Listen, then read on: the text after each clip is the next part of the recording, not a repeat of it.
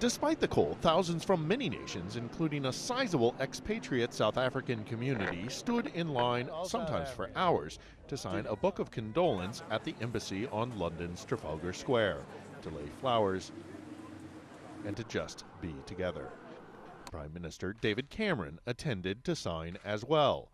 Above the embassy, the South African flag at half-staff. But in solidarity and as a sign of respect, around town so were British flags. The emotions mixed, sadness over the loss, but also celebration of a man who changed his nation and his people. He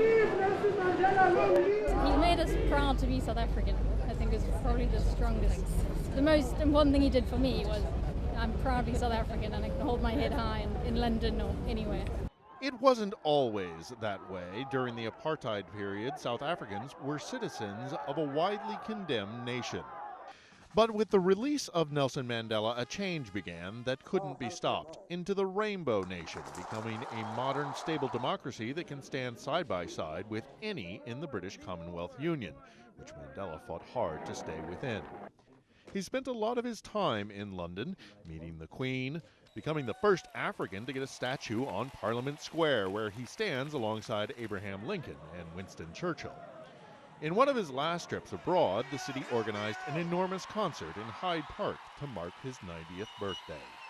For colleague and friend Andrew Feinstein, Mandela didn't just change South Africa, he changed the world and the way it perceived his country. What Mandela did is he gave South Africans global acceptability.